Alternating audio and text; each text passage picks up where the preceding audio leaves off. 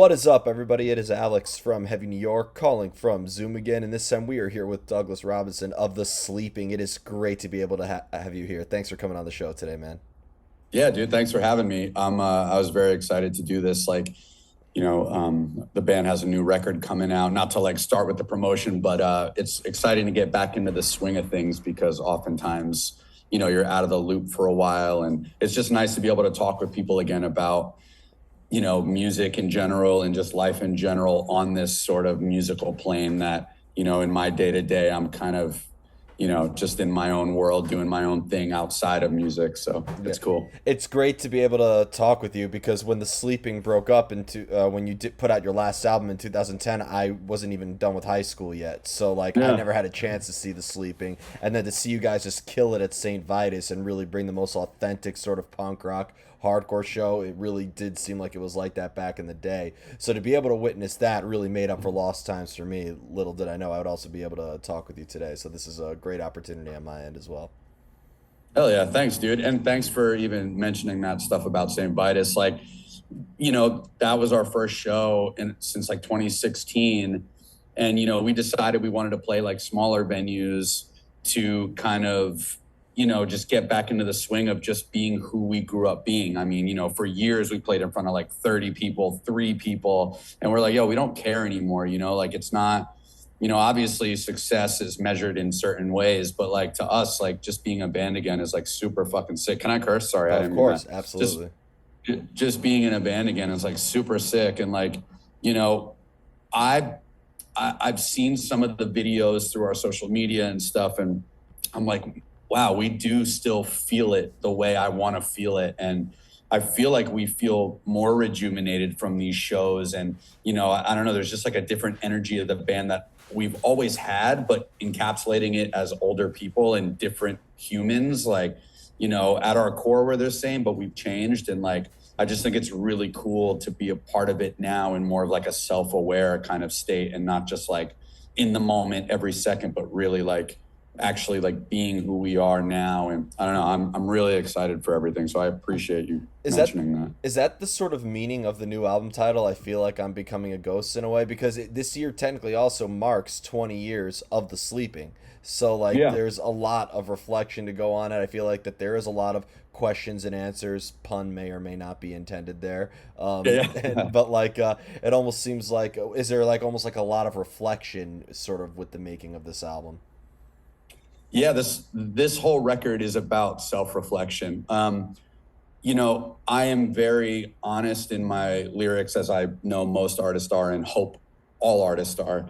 Um, I have never really been like a mental health sort of, topic pusher in the sense of I always have this like thing inside of me where I never want to feel performative. And especially in this new world of performative, like slacktivism and, all of this sort of like fake activist sort of thing. And I mean, obviously there's many genuine people, but a lot of times things feel performative. And I've never wanted to be that person to talk about mental health because I just never, I don't know, I just didn't want to feel like I'm now, hey, look at me. But all of my lyrics throughout my entire career of any band I've been a part of, it is all about my mental health because music is my therapy. Like music is my whole identity. I'm not in this for any other reason other than like I want to be a creator, and music is like all I think about every second.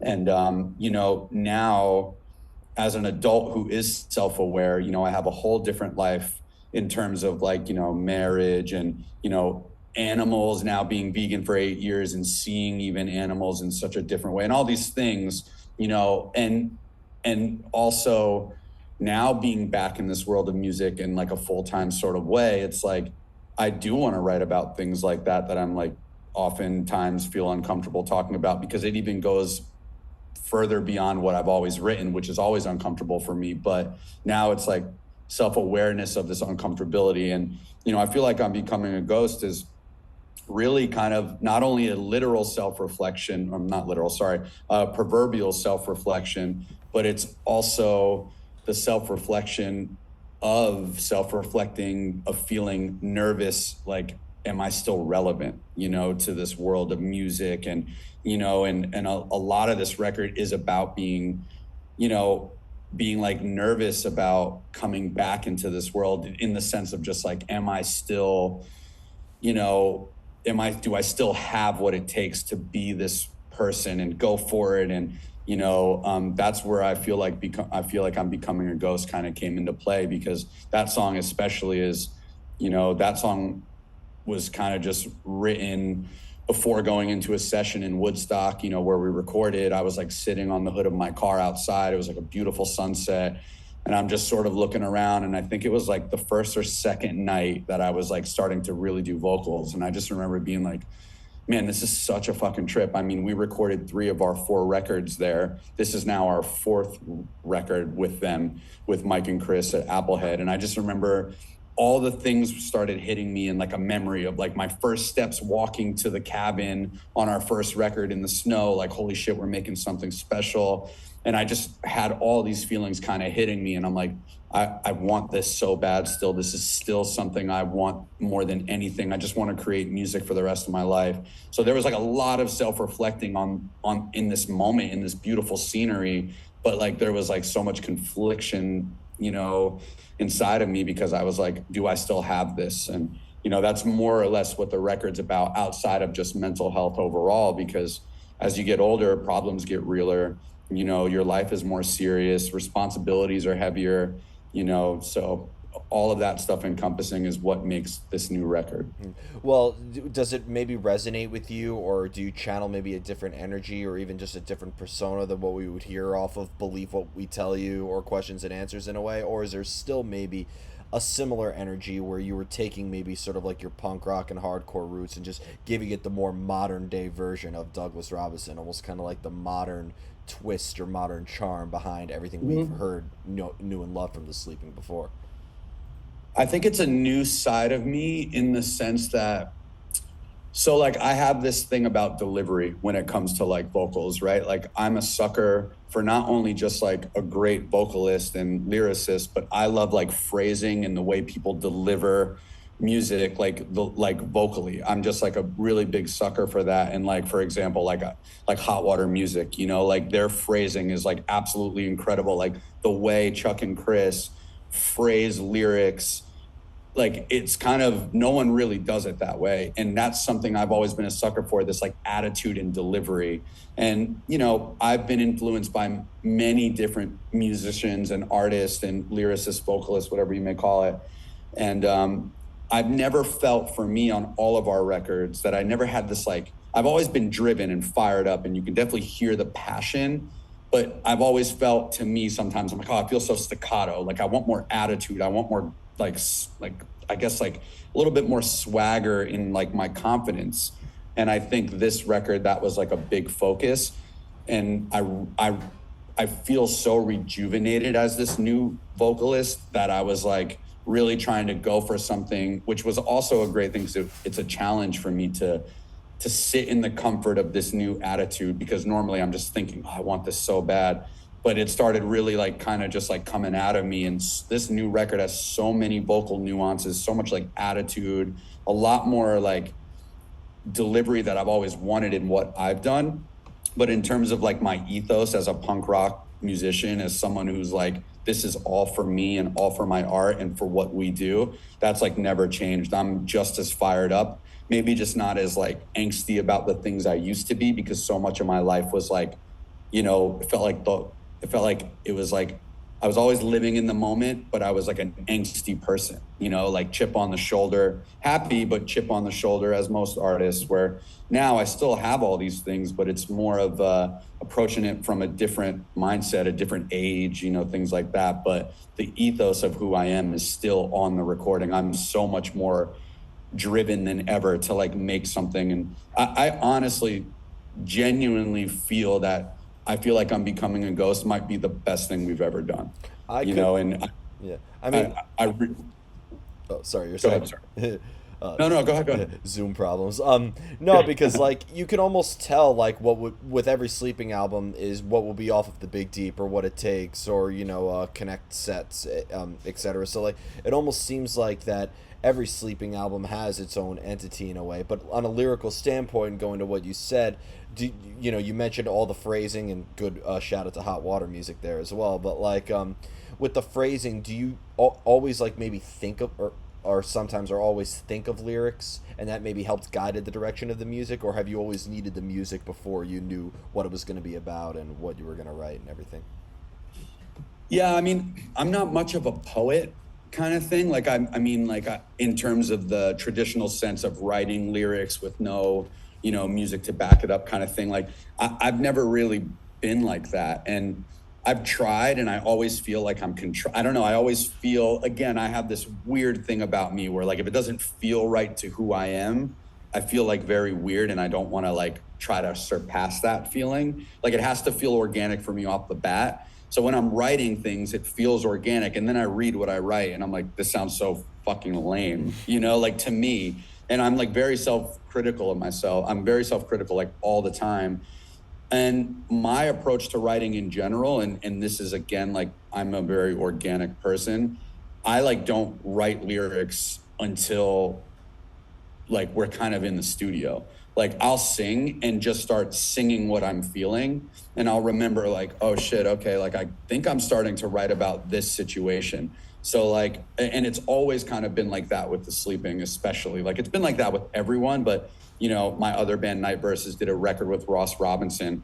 And I remember the approach with Night Verses was very different. And it was like, I wrote lyrics down for everybody and handed them all out. I was like, oh, this is this new thing. Like now that I've written to my organic, and then Ross just threw all that in the trash and I wrote again on spot. And that's how I like it anyway. So with the sleeping, I think I've been so used to that method, but like I don't write until it's like really time. And even in the studio when I'm recording takes, like I'll change words, and as I'm sure most people or some people do, but I'm not like this lyric first kind of guy. I'm very like into melody and like what I'm doing attitude wise and phrasing. And then I'll start hearing words that repeat themselves in the song. And I'm like, oh, and then I think I'm starting to realize what I'm singing about. Yeah. And then I try at the same time to pull from those lyrics, create what I'm really trying to sing about, and then also try to give it a double meaning, because I don't always want everything to be so literal. I want a lot of it to also be about other things that people can interpret, because I don't just have like point A, point B, point C going on in my life. I have like point A, blue, W, like so many different things in my life, and our lives are, so I try to write in that sense of, I don't want it to be about something until it's about something. And then how do I kind of give it more meaning? Well, and it's funny you mentioned that as well, because I feel like as well writing your lyrics in the studio, like you said, is actually interesting, because sometimes I ask artists, if you're working on a song, you work on you're writing it alone, and then you bring it to a jam session, and you bring it to the studio, you're mixing it, you're kind of like putting the lyrics like on the grill like over and over and over again. So I think it's maybe good that in a way like you don't lose track of capturing that moment, because Night Verses is very like prog oriented and very like almost kind of like metaphorical in a way. I feel like the music was meant to be very thought provoking, which I mean as a compliment. I feel like the sleeping is more or less to the point where like it's meant to capture a moment in a way, right? Absolutely. And Night Verses, they're incredible, and they definitely have more thought provoking musicianship and whatnot. Those guys are all heart too, like 100% all heart. It's just different approaches, right? And when we went with Ross, that was very new for everyone, but something I was more or less used to when it came to, like I think with my methodical approaching to lyrics and rewriting them for everyone, I was learning something new from Night Verses, something I didn't really do as much, because we would practice like hours and hours a day when I would be in LA practicing with them. And it was cool because I got a sense of something I was never used to. And now with the sleeping, I kind of have that approach when it comes to us writing the songs. I definitely like have more input now, and that's stuff I've learned from my other band, my previous band, Night Verses, and that's like great to learn because now I kind of often come in with the best of both worlds, which is really nice. But lyrically, I have just always been this like very organic. Like I don't think I'm like a great lyricist, so I don't really care until it's time to just pour it out, and then now that I'm older and now, like I know this sounds, I'm not trying to sound like I've never read in my life, but I read a lot more now. I take time with things a lot more where my brain is thinking differently than how it used to feel of just like in the moment, every word coming out. I will write things and start realizing like, oh, I've never really said this, but let me like mean it this way. So, there's a little bit of that as well once the lyrics start forming, but all of it really does come from that like grassroots. It's kind of how Kurt Cobain was.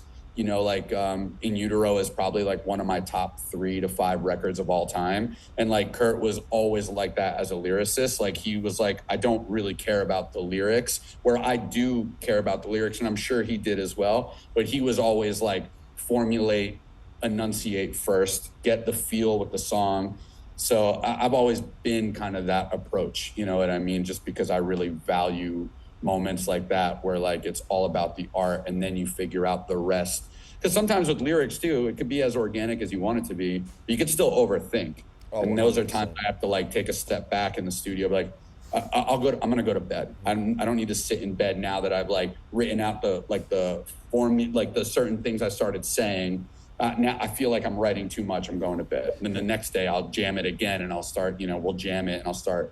So I've always wondered. I try. I've always wondered why like people thought like overthinking and organic was like opposites of each other. People organically overthink all the time. Sometimes Totally. overthinking is in our nature in a way. So Totally. And you're right. I never say that as like, I mean, it is not the greatest thing, especially the way I overthink about things, but I agree. Like I overthink about everything, even when I'm in these organic states. But when I feel that I'm starting to like not enjoy that moment, that's when I have to like take a step back. And then I'm back in the, we're in the live room, we're jamming out these songs, and I'm like, okay, now like that conduit of these lyrics are coming back.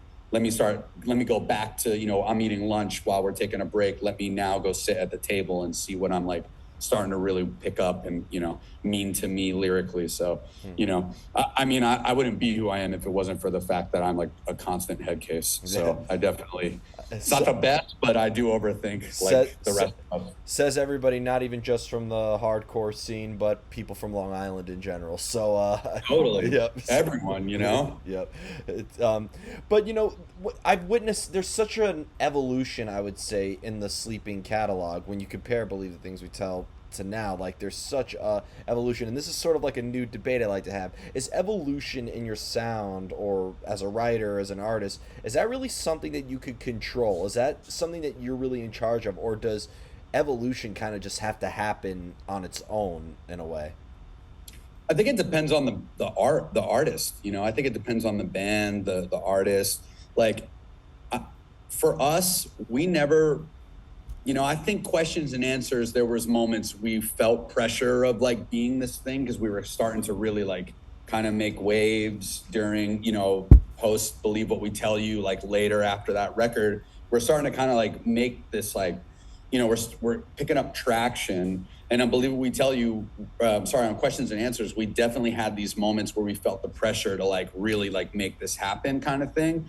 But we've always been critical of ourselves while just having fun, because like, I think there is a thing where it's like evolution is just who you are and how you approach things, right? Like this record, we had no expectations. We didn't even realize this was going to become a thing. We were just like, let's make a record. We haven't been together. Let's see what happens. All of a sudden, we're like making something. And, we were always involved in the scene and we love bands that, we've toured with and everything. And I'm not saying this in any way, we're like beyond any of that, because we were so grateful to be a part of that.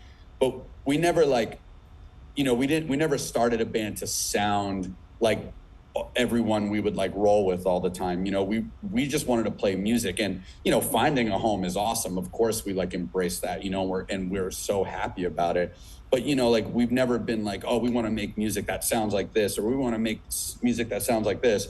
We just always just wanted to make music, and that's why I think our evolution always sounds kind of different each time. Well, we'll always be us at our core, but we're always trying. And this record, you know, we are different. And we were like, you know, we want to make something that reflects who we are now, you know, and, you know, it's easy for people to make these sort of revival sounds or whatever the case may be. But, you know, our evolution is just like challenging ourselves, even just naturally, to say in the beginning, we want to sound like we've never sounded before while still being us. Yeah. Because no matter what, we're always going to be who we are, but we can definitely sound more elevated, or whatever people's opinions will be, more, you know, just different from before. So at least you're hearing a fresher take on us, you know? You led me perfectly into the next question I wanted to ask you when you said like you wanted this record to represent who you are now.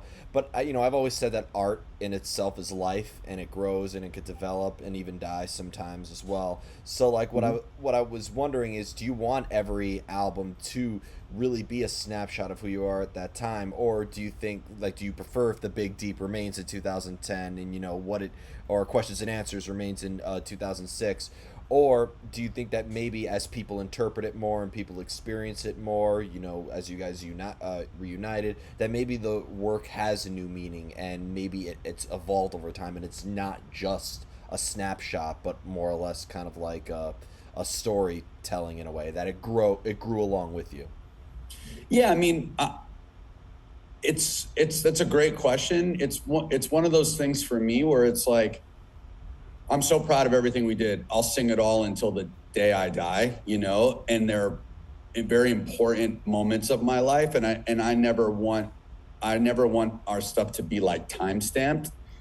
But, you know, the way I write and the way I approach music, you know, and I don't speak for the other guys, but at least lyrically, the way I approach is like, I can only really sing about things that mean so much to me. And like, you know, a lot of that has to do with things I'm going through all the time, because I just care so much about the way I go through life, because I really want to be the best version of myself. And this stuff helps me.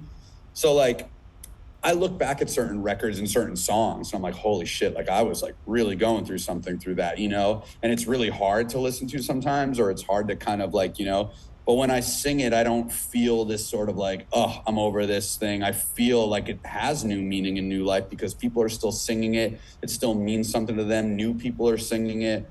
So like with me, it's like, I don't ever want to make it a thing where it's like in a vault. I never want to go back to it, but I like to look at bodies of music from people as a whole and go, fuck yeah, these dudes did exactly what they wanted to do, or these humans did exactly what they wanted to do. You know, it's not just like, you know, I'm not hearing an A/B version. I'm hearing people really create art, you know, and I think that's what I want out of our band. It's like, you know, I don't, you know, of course we were in this scene that does have this like timestamp, you know, but I listen to a lot of records from bands from that time too. And like some of them, I'm like, this feels like timeless. I mean, I can name a bunch of records that I still think are like, man, this is crazy. This was in that world, because it sounds so far beyond that to me. Yeah. And like, that's kind of how I approach it. It's like, I want our stuff to live somewhere where, you know, it's welcoming for everyone. And at the same time, I do like that I leave things where they were in my life and evolve.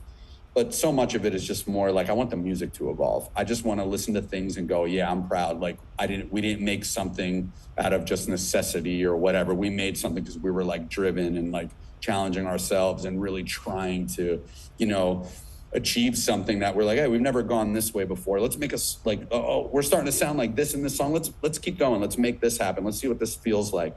So, Yeah. that's how I see it. And of course, when you're playing it live, again, that Vita show was my first sleeping show, and goddamn, it was worth the Sick. wait. I'm so glad I got to Oh, hell finally yeah. see Thanks, that. dude. But like the interaction and the crowd interaction and just the energy that you were putting on there. I mean, I'll admit, like when it comes to like the hardcore stage presence, you have the hardcore energy, is all the hardcore grades from the Sick of It Alls to the Agnostic Fronts. Like Hell yeah. I think you really, you are almost like your own. I call you like the Long Island Danzig in that regard. That's so sick. Yeah, but like, is crowd interaction or stage presence, is that really something that you could rehearse in a way, or does going back to the organic nature in it, like that just came out of nowhere for you, that energy? Yeah, we don't rehearse like that at all. Like, when we first started, it wasn't we would practice and flip out because we were just so like hyped.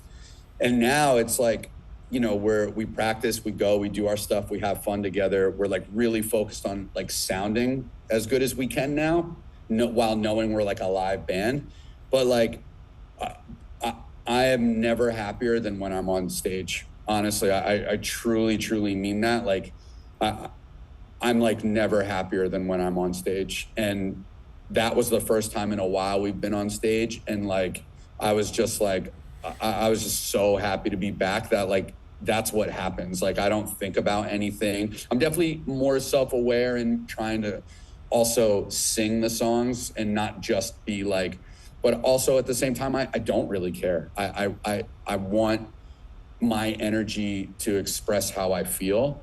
And like, I'm never happier than when I'm on stage. I mean, I love recording music as well, and I love writing records, but like being on stage again is like, it feels so fucking good. And like, like my wife, right?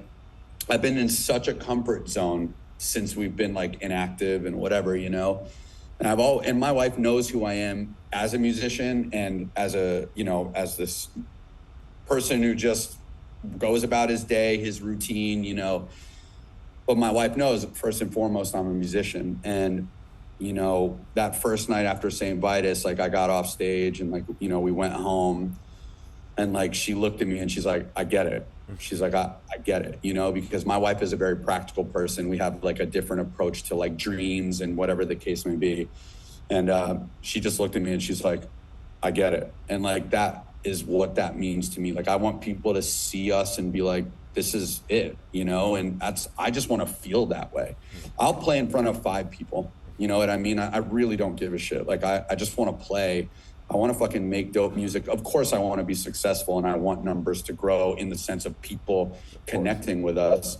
But like, this is what I want to be. That's it. It's what I've always wanted in my life. And I'm grateful I got to be this. And I'm now have the potential again to like come back with my friends who I was in a band with for years. We've gone through crazy ups and downs, crazy life stories. Like, I'm just ready again to approach this in a way where I'm not living so much in the moment that I often take it for granted. Like I'm really trying to mentally photograph these moments now because, I'm 40, but I feel fucking amazing. I'm in the best shape of my life, mentally, physically. Well, mentally is getting there, but through therapy and things like years of therapy, now I'm really in a great place in my life. And like, I want the last piece is just like, let's get back on the road and let's fucking do this. You know what I mean? And everyone's kind of in that similar mindset. And I say kind of because we're obviously now trying to approach this in a much more, we're trying to approach this in a much more mature state. It's like, we're a full-time band, but we want to be smart and selective. We don't want to say yes to everything. We don't want to like run ourselves dry to then we feel unmotivated, so we're very focused on doing this in a way that we've never done before. And I'm really excited for that because at the end of the day, I just want to be on stage. You know what I mean? Yeah, absolutely. And it's funny you mentioned that too, because with the process of like living in the moment and stuff, time moves so fast. I'm turning 30 this year, and I realized this year like how fast time moves along to the point where trying to process everything that happened is living in the past, and trying to even prepare for the future is almost thinking too far ahead. And then living in the present is almost like you didn't learn anything from the past and you're nowhere near prepared for the future. So it almost seems like it's so hard to just have a certain aspect of time in a way. Like, Yeah, dude, totally. I mean, it's like that stuff's like time is a very funny thing, right? It's always fleeting. You know what I mean? Like we are dying every second, but we're also living every second, and I have like a very, I have a push and pull with that a lot of times. Like, my life is more routine and that as it's been for, the past few years since the inactivity of the bands and like, you know, I've been able to slow down and see the like very important things in my life that I used to never think would matter until I got them. And now I have them and it's like, okay, I'd never want to lose this. So how do I,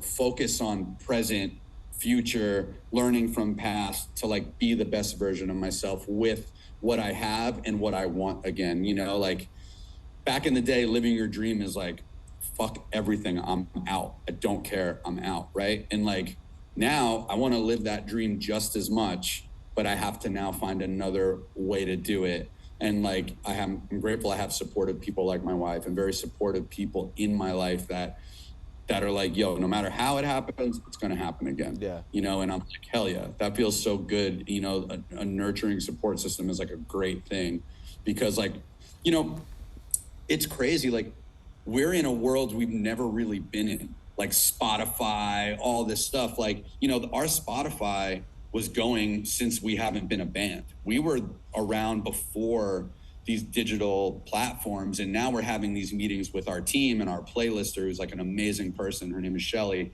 And we've been having like these really awesome meetings with our team.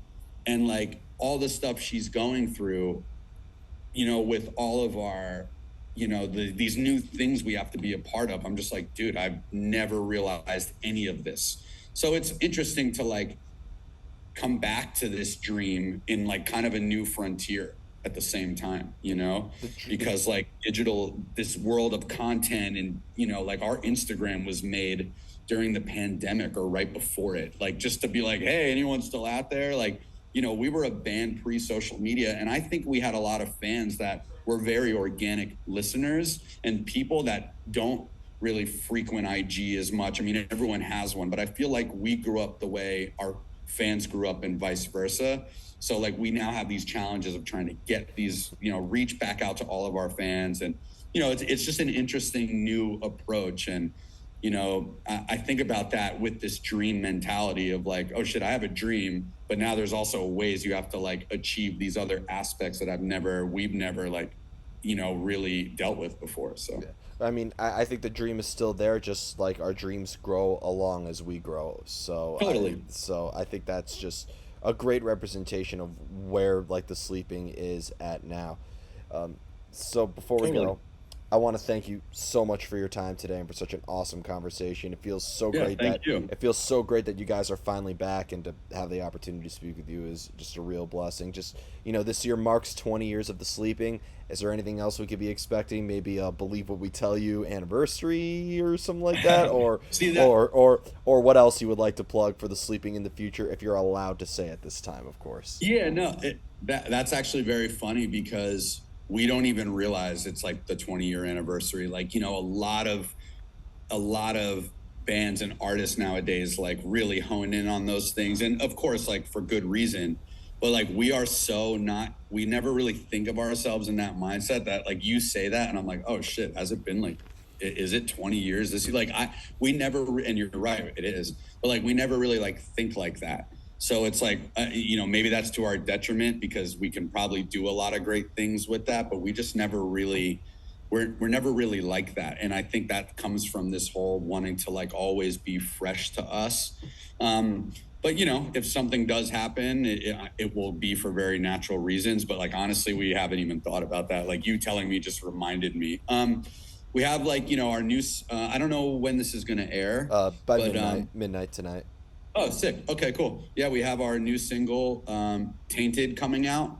That'll be out, I believe, July 22nd or something like that. We're going to have a video for it.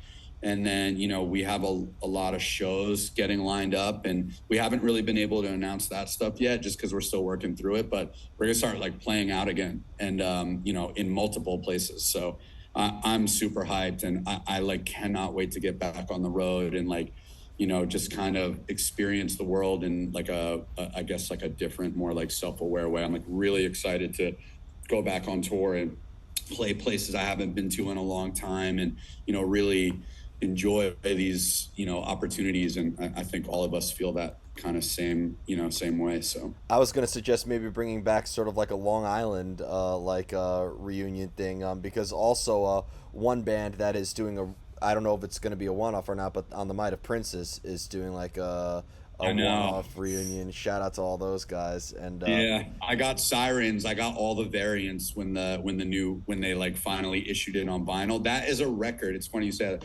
that record is a record that probably for the last few years, because I collect vinyl, and like for the last few years, I've been like every week I would say to myself at some point in my life, I would be like, man, I wish Sirens would come out on vinyl. Is it ever going to come out on vinyl? Like multiple times a week, at least once a week.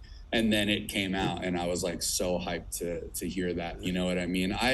You know, I love those dudes. Like, Chris is like super awesome. I was friends with Jay briefly. We worked together at like a factory that I used to live down the road from the studio the Sleeping would rehearse at. wow, And yeah, and he did some nights there at the factory with us. It was like a warehouse for like auto parts, but I used to live in the rehearsal space that was down the road.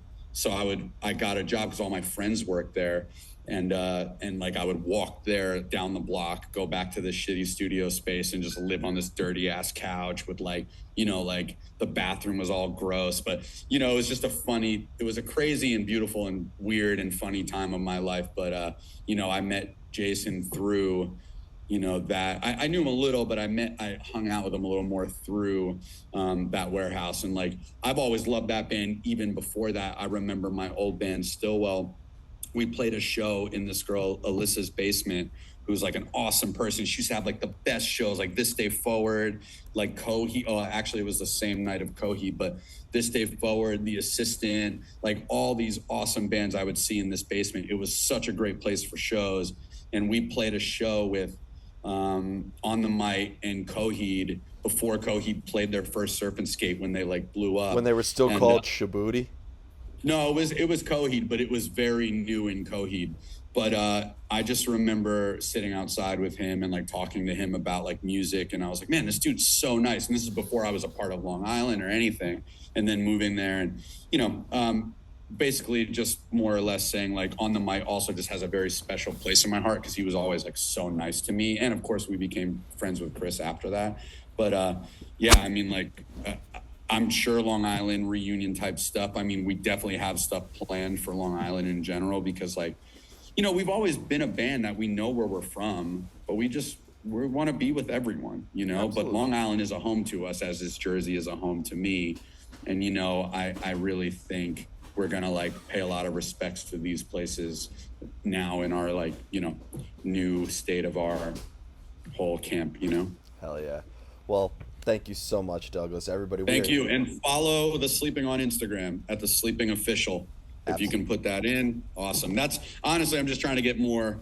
We're just trying to get more awareness. So anything you can do to help with that, and anyone who's listening, thank you so much. Yeah, of course, man. I'll put a link to that in the description. But thank you so much, Awesome. everybody. We are here with the Sleeping. We be sure to check out the new stuff coming very soon. I feel like I'm becoming a ghost. Coming out very soon at the end of this month. This is Alex from Heavy New York, and we will see you next time. Thank you.